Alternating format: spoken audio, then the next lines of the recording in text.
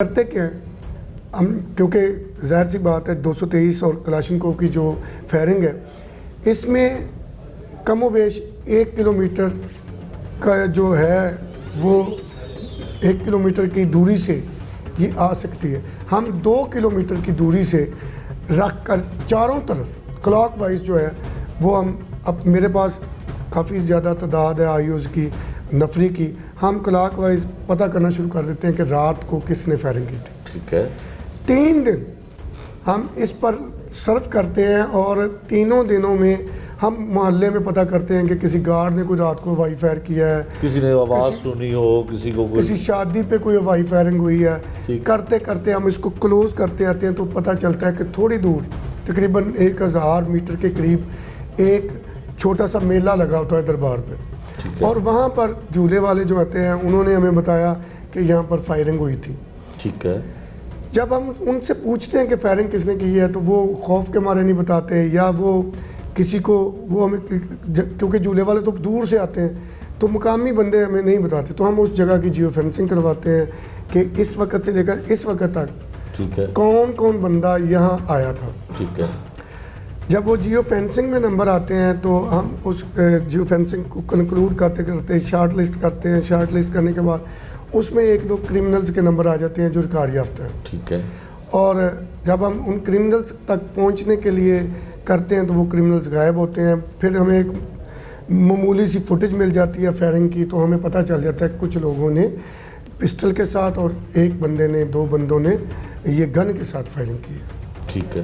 جب ان چیزوں کا ہمیں پتہ چلتا ہے تو ہم اس فوٹیج کی مدد سے لوگوں کو کنونس کرتے ہیں کہ آپ ہمیں بتائیں یہ کون ہے. لیکن کیونکہ میلے پہ آئے ہوئے کافی زیادہ لوگ ہوتے ہیں وہ ہمیں وہ اس طرح بتا نہیں پا رہے. ہم ان کے سکیچ جو ہیں وہ بنواتے ہیں، سکیچ بنا کر اس کو دکھاتے ہیں، اس فوٹو کے سکیچ بنواتے ہیں، لیکن کوئی بندہ جو ہمیں وہ بتانے کے لیے تیار. اس طرح ہم کنکلوڈ کرتے کرتے ہم ایک بندے تک پہنچ جاتے ہیں. جب اس سے پوچھتے ہیں کہ تم میلے پہ آئے تھے، اس کی CDR لے لیتے ہیں، اور CDR کا جب کنیکشن کرتے ہیں وہ 3 دوست آتے ہیں. 3 دوست آ کے اس میلے پہ وہ موت کے کنویں وغیرہ لگے ہوتے ہیں، وہاں بڑکے چھڑکیں لگاتے ہیں. بڑکے چھڑکیں لگانے کے بعد وہ وہاں پہ ہوائی فائرنگ کرتے ہیں. ان میں سے ہم نے جب ایک بندے کو پکڑا تو اس کے پاس وہ گن بھی مل گئی.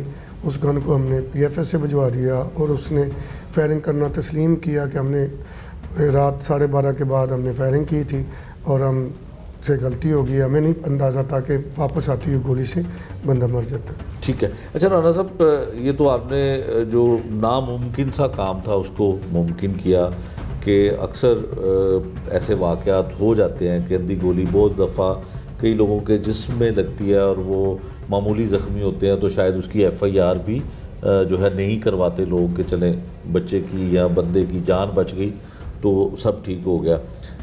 جس طرح آپ نے بتایا کہ آپ نے اس کو ٹیکنیکلی دیکھا کہ کلاشنکوف اور 223 بور کی جو فائرنگ ارد گرد میں اگر ہوتی ہے تو کتنی رینج اس کی ہے.